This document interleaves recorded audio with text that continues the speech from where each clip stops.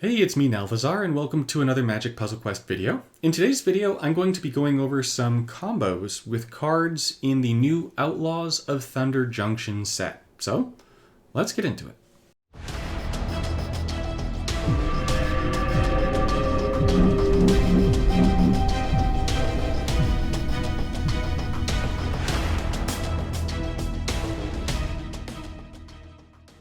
The combos I'm going to be showcasing today are just cards in the set interacting with other cards in the set. Except for one. There's one where I'm kind of cheating and I'm pulling a card from another set. But the rest of them are all just looking at what we have in this set as an isolated sphere and taking a look at what are some really cool card interactions that we have. So, let's get kickstarted with Akul the Unrepentant. This card was supposed to be in my rare chase card list. This card looks incredible to me. I think it's very powerful, and it's a card that you're going to want to make sure that you have in your collection. So this is a 13 mana 7/7. It's a legendary creature. It's got trample and flying, and has at the beginning of your turn, you may have target creature you control lose a reinforcement. When a creature you control dies or loses a reinforcement during your turn, the first creature card in your hand gains full mana. Now, that whole bit I think is not very important for Akul. I think the important part of Akul is the bottom portion, which says, when a creature enters the battlefield under your control, reinforce that creature. Now, I'm not sure yet if that will apply to Akul entering the battlefield, meaning that Akul might actually be 13 mana for a 14/14 flying trample, because it would come into play and then immediately reinforce itself. But we happen to have a lot of cards in the set that interact with reinforcement, and so this also happens to be an outlaw, which is going to enable some other sorts of shenanigans going on. But I feel like it would be a really cool card to run in pair with Gisa the Hellraiser. Gisa is not a chase card on its own. I feel like it would just be really fun with this particular interaction. It's 13 mana for a 4/4. It's got the crime emblem on it, so that means that when you play it, you're going to commit a crime. And then at the beginning of your turn, if you control a zombie or a skeleton creature, reinforce each creature you control one time. Then all creatures you control are going to gain the menace until end of turn, and every time you commit a crime, you're going to make 2 zombie rogue tokens. I'm going to guess that those tokens are 2 1s or 2 2s, but the more important part of that is just that when you play Gisa, Gisa is going to immediately commit a crime, which is going to immediately make those zombie rogue tokens. And so you're definitely going to have a zombie or a skeleton to reinforce all of your creatures one time per turn. Those skeletons that are going to be coming out are going to be reinforcing when they enter the battlefield, because when any creature enters a battlefield, you're going to reinforce that creature. And so just between the two, you're going to get a whole bunch of reinforcements. You're going to get reinforcements on the zombie rogues every turn. You're going to get reinforcements on Gisa every turn. And Akul is going to be getting reinforcements every turn as well. Not to say that also, like, every time you play anything else, you get additional reinforcements. So I just feel like this is a really cool little combo that you could run between Gisa and Akul. These are by no means the only ridiculous ones. You could throw Felix 5 Boots in with Akul, which is just absolutely busted. Felix is a card that I mentioned I think could very well be the best card in the set.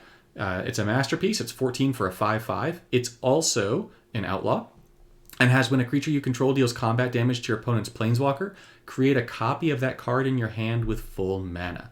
Meaning that between Felix and Akul, you're going to get, let's say you have both on the battlefield, you're going to get another Akul and another Felix in your hand every single turn. Each one that you play is going to come down doubled, because it's going to enter the battlefield and reinforce. And so you're going to be just stacking up a lot of power really, really quickly. I think that Akul is a very, very cool card. I think that this has power well beyond the rarity, and so is definitely a card you're going to want to look for in conjunction with just some of these other cards. Now, the reinforcement fun train doesn't stop there. We've also got a really cool combo with Bristly Bill Spinesour and the Fortune Loyal Steed. Now, someone pointed out in one of my chase card videos that Bristly Bill actually has another ridiculous combo.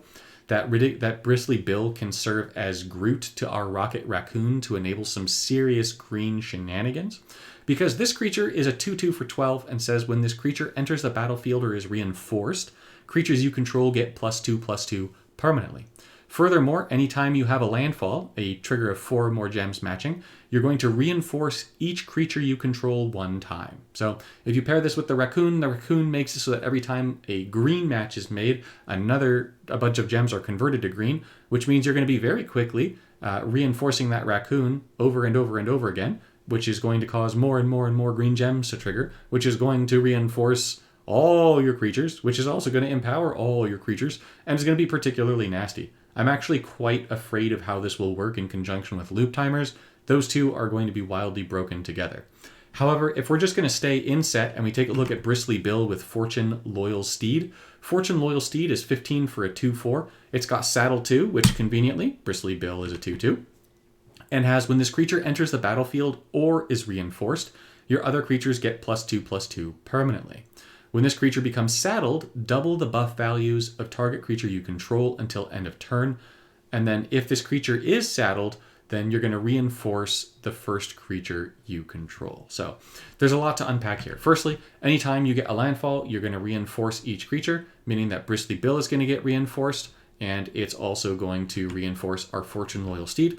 The reinforcement on Bristly Bill is going to make it so that all of our creatures get a +2/+2 buff permanently. Furthermore, when this thing gets reinforced, it's also going to make it so that all of our other creatures get a +2/+2 buff permanently. Furthermore, the bottom of this is also going to be reinforcing your first creature every turn as well. So you can potentially just reinforce Bill again to get even more creatures you control get +2/+2. And then finally, the bottom bit over here is going to double the buff values of target creature you control. So you're going to be able to double the buff value on whatever creature has the most buffs. Now, as this one says your other creatures get the +2/+2, that means that Fortune Loyal Steed is going to be getting fewer buffs than Bill will get, because Bill's just says creatures you control, meaning that Bill will be buffing Bill, whereas the Steed will not be buffing the Steed. But you will be able to get a ton of reinforcements between Bill and the Steed, especially if you're running some kind of gem conversion in your deck. And let's face it, if you're playing green and white, you're going to have gem conversion in your deck. So you're going to get a ton of reinforcements, a ton of power, double that power, and then defeat your opponent with it. So I think that these two form a really cool tandem. And I definitely want to try these two together in a deck and just see how that works out. I feel like it'll be really fun to play with. The next up on my list is going to be gold tokens. Now, you might be wondering, wait, this is Hell to Pay. Well, Hell to Pay just so happens to make a whole bunch of gold tokens, and gold tokens are going to have quite the resurgence in this set. Not since we've seen since Old Gnawbone, I think. So this one's Hell to Pay is 12 mana. It's going to deal damage to a creature or planeswalker and create gold tokens equal to the number of red gems on the board. So that's going to potentially be a lot of gold tokens coming down. Now, those gold tokens do count as treasures, so that will interact with some things that have sort of boosts from treasure. But the important thing is just to recognize how many gold tokens we can get with Hell to Pay at once. Because we've got things like Gold Rush, which is going to create 3 gold tokens and then give a creature you control +2/+2 for each treasure card you control until end of turn. So this is a guaranteed +6/+6 because it's going to be making the 3 gold tokens. But if you put them together with Hell to Pay and Gold Rush, or if you're running the Hit the Mother Load or whatever that card is that you discover for twice and then you make 4 gold tokens, we've got a lot of really good cards that are going to make gold tokens. So we'll be able to load up the board with gold tokens, and then we'll be able to buff a creature with those gold tokens. And there are creatures that even make gold tokens that we could serve as buff engines, like Mind Raider. This card is not good on its own. It is quite bad on its own. However, with all the gold token stuff, I feel like you could make a really cool deck with this. So this is 15 mana. It's a 5/5. When this creature enters the battlefield, you're going to create gold tokens equal to the number of creatures you control, including the reinforcements, plus the number of outlaws in all graveyards. So let's say that we're running this in a red-green deck, right? Because we'll want to run Hell to Pay, we'll want to run Gold Rush, we'll want to run the Mind Raider, we'll probably be running Hit the Mother Load. Drawing and fetching is always really nice. We can run Gather the Pack, which is going to throw creatures into our graveyard. We make sure that we're just running Outlaws. That's going to increase the number of Outlaws in our graveyard, meaning that this is going to enter play. It's going to make a whole bunch of gold tokens. And then it also happens to have, at the beginning of your turn, if you control another Outlaw, this creature gains double strike until end of turn, meaning that the boost that you're going to get from Gold Rush is going to be doubled on the Mind Raider. And I could very easily see, with a deck like this, you getting 20 plus gold tokens out hitting the Gold Rush and then going ahead, giving that Mine Raider double strike. Having 20 gold tokens out is going to give plus 40 power to Mine Raider, which makes it at 45 power. And then with double strike, that's going to be hitting for 90. I feel like you could get this up way higher, way easier than that as well. You could easily get to like 30, right? Or more. So it's just, I feel like you can do some really cool stuff with this. And it's sort of like a low-key thing that I really want to try out, because we just keep getting all these things now that are starting to make these gold tokens, starting to make these simple tokens. And so I feel like there's something there. I have to try it, but I feel like there's something there. Now, I say that I feel like there's something there, and there definitely is. I didn't put this bad boy over here in my chase card list because I wanted to showcase it here in this video. Vhan Goldwaker. So this card has some potential for something very, very cool. So this is 16 mana for a 2/4. At the beginning of your turn, you're going to create a gold token, and then you're going to create X Death Touch Assassin tokens. X is going to be 2 times the number of simple cards you control, including their reinforcements. At the beginning of combat on your turn, outlaw creatures you control gain vigilance and haste. So, okay. I would ask where to start with this one, but I know where I want to start with this one. So first things first, this thing is going to be super duper nutty. Why is it going to be nutty? Because you're going to be making a whole bunch of those Death Touch Assassin tokens if you're making a bunch of gold tokens, like with Hell to Pay, or with Mine Raider, or completely ignore Mine Raider for a second. Let's say we're just running Hit the Mother Load and our first one Hell to Pay, and we're running it with Vhan. Well, Vhan is going to make, let's say that we've got those 20 gold tokens down, right? Or let's narrow it down. Let's make it 15. All right, let's say 15.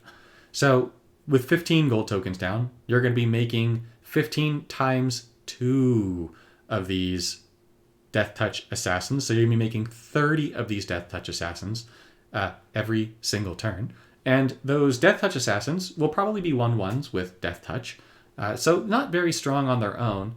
However, we also have this beautiful thing over here, Vile Smasher, Gleeful Grenadier, who's going to make it so that whenever another outlaw creature enters the battlefield under your control, deal 2 damage to each opposing target, your opponent, and all of their creatures. So now let's go back here again. Assassins are outlaws, and let's pretend that we're making 30 tokens a turn, which really isn't a stretch. I think you could very easily make more than that per turn.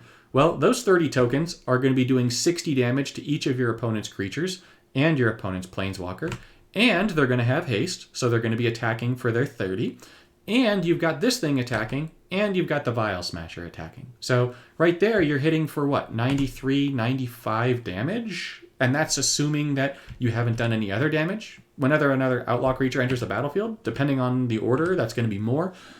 You can do some really silly shenanigans here. Furthermore, if you're running this with like Daretti, the new planeswalker that's coming out, the third ability of Daretti is going to reinforce all of your artifacts. Well, we can see, but I'm pretty sure that's going to reinforce our gold tokens.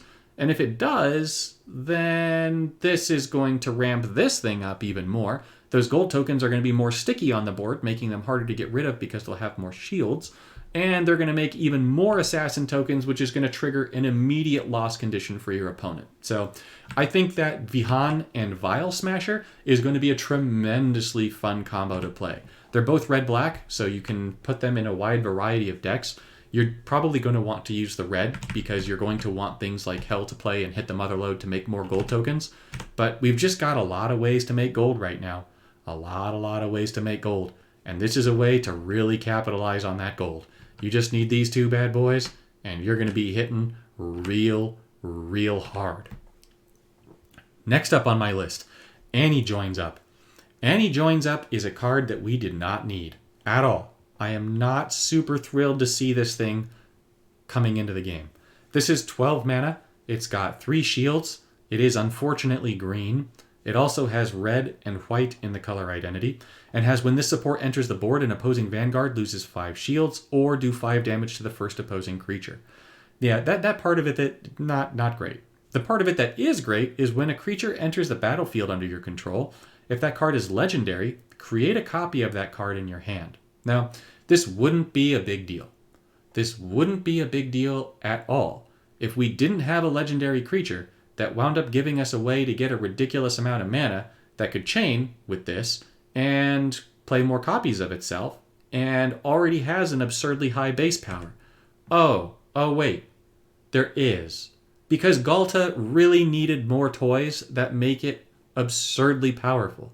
Galta is legendary. Galta is a 15/15 that converts 15 gems to green. Now let's go back over here. When a creature enters a battlefield under your control, if that's legendary, check. Create a copy of that card in your hand. Check. This thing is going to create a copy of Galta. Galta is going to enter the board. Galta puts a copy in the hand. Galta converts gems to green. Then the Galta in your hand is going to have the potential to, you guessed it, drop on down, make itself another copy, convert the gems to green, and so on and so forth. Furthermore, because this thing has 3 colors, there is an equal chance that it'll end up on a white gem, a red gem, or a green gem, meaning that this has a 66% chance, or 2/3 chance, to end up on a non-green gem, meaning that it'll take a while for the Galta stream to kill the Annie joins up. Simply put, this is going to be absolutely terrifying. I did say that I was going to cheat and include a card that wasn't from this set here, and that card is Galta, because we see so much of Galta, and this is Galta's best friend. And if that wasn't enough, we can also pair it with another round, which is going to make it so that when you make a match by swap, you're going to increase this thing's level by 1. Then you're going to create a copy, when you cast it, you're going to create a copy in your hand of each creature you control, give them full mana, and reinforce each creature you control X times equal to this thing's level. So between another round, which is white, this thing, which is white, both of these two, which are green, you run it in a white-green deck, I don't know, Tamio maybe? One of our Ajani's? Something else? Yeah, you get the idea. You're going to be getting a lot of Galtas, you're going to be getting them probably pretty quickly, and you're going to have them overwhelmingly smashing your face into oblivion. So this little here thing of Annie plus Galta is gross. You could also run this with Atraxa, because we needed more ways of making Atraxa go infinite, because you'll get that extra copy of an Atraxa in your hand when you play it, but then you're also going to get another Atraxa down in your hand because it's going to fetch an Atraxa, and Atraxa is going to give all of them half mana, and it'll just make that infinite combo with Atraxa easier to achieve. So Annie Joins Up, I think, is a really scary card for combo potential. On its own, it's not great. There aren't really cards in the set that I look at and I go, okay, I really want to pair this with Annie Joins Up. However, when I think of Galta or Atraxa and Annie Joins Up, I think that that's a very, very scary combo. Next up, we got Bine Intervention. This card is in my Mythic Chase video. I think it's just a really fun card. It's 20 mana, it's going to destroy all creatures and gems. You're going to create X Ox tokens, which are 2/2s, equal to the number of cards and reinforcements destroyed this way, and then you're going to gain life equal to the number of Ox creatures you control, including their reinforcements. You're also going to make it so that all players lose the crime emblem. The nifty part about this is that you can destroy a bunch of simple tokens, you can destroy a bunch of creature tokens, and then all those are going to turn into Ox tokens. And if you wind up playing Bine Intervention again, it doesn't matter, because every time you play it, it's just going to replace the Ox tokens with an equal number of Ox tokens, at least, or more, right? Assuming it doesn't destroy anything else. And it's also going to be destroying gems, so that's going to potentially get you Cascades and mana, which is pretty cool. And so there's a fun thing with the Bine Intervention. We could run it with Bruce Tarl, Roving Rancher, which is 12 mana for a 4/3. So basically, one turn, you play the Bine Intervention, you get all your Oxen down, then we get Bruce Tarl coming down. The next turn, or even just that turn if you've got a way to play both of them, because this is going to give us mana, ideally both in the same turn. And then at the beginning of your turn, your Ox creatures gain double strike until end of turn. And then when this creature attacks or enters the battlefield, you're going to exile the top card of your library. If it's a land, you're going to create another Ox token. Otherwise, you're going to fetch that card and give it half of its mana. So this is a creature that you're just going to want down anyways, because you're going to be fetching a card and potentially giving it mana every single turn. But you're then going to be doubling the power of these Oxen by giving them double strike. So I just feel like these two are kind of funny to run together. Are they going to be top meta? Probably not. Is it going to be pretty fun? Yeah, absolutely. Colossal Rattleworm. I talked about this quite a bit, I think, in my Rare Chase video when I was going over Colossal Rattleworm. But I feel like it needs to be mentioned here because there's just so much synergy with this card and other cards in the set. It just seems too good to pass up in this video. So Colossal Rattleworm is a 13 mana 6/5 and has, at the beginning of your turn, this creature gets +X permanently. X is the amount of desert cards you control +2. So this is going to, in a desert deck, be able to start buffing itself up, getting scary, because 6/5 isn't especially scary. But the scary part about this is that when this creature deals combat damage to your opponent's planeswalker, destroy 10 random gems.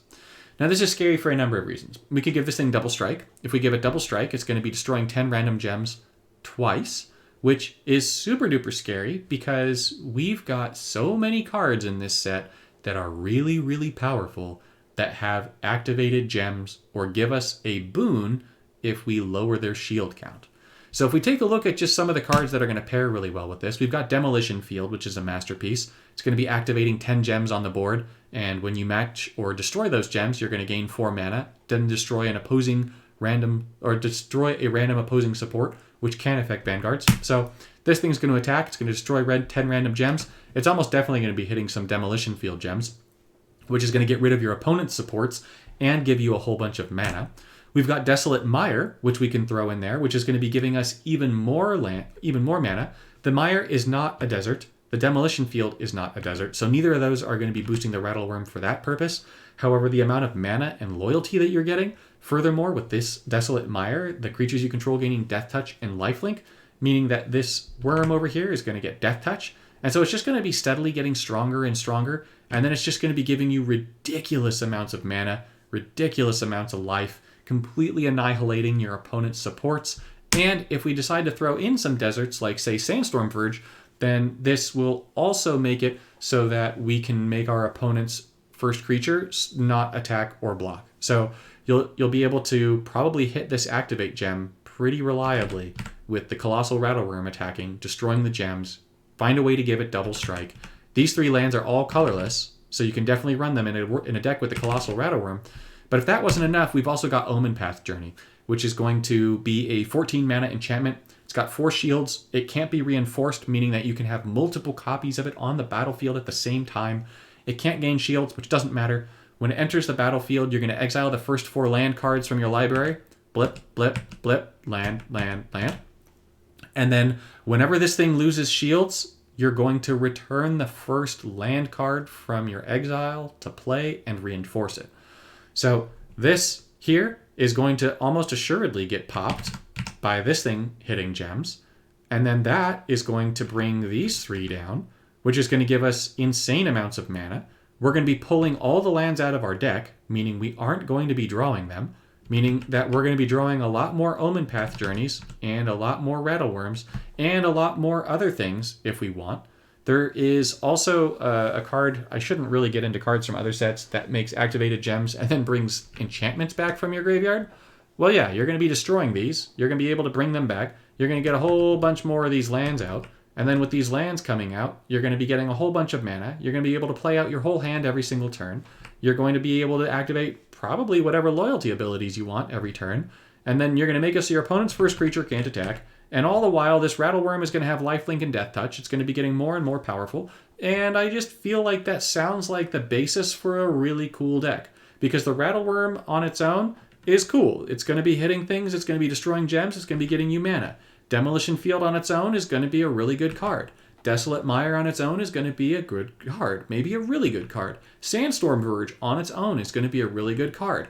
And so just taking all these cards out on their own are really good, and then putting them all together where they're going to work really well together, I think could make a really powerful deck. So I'm really excited to try that one out. I think it's really, really cool. It is the final combo that I'm going to be going over in this video.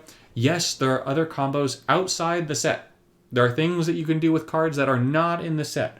But these are just the combos that struck my eye caught my eye, I should say, when I was looking through the cards for the set that I set aside, and I was really excited to go ahead and make this kind of a video. So let me know which of these combos you're most excited to try. Let me know which of these combos you're most afraid to face. Let me know which combos I missed. Are there combos that you've seen in the set that you think I missed that I should have covered in this video? If so, please tell me. I'm already very grateful to Acid Rhapsody for pointing out the Rocket Raccoon combo with Groot over there in the back, Bristly Bill, because I am absolutely going to be trying that, right?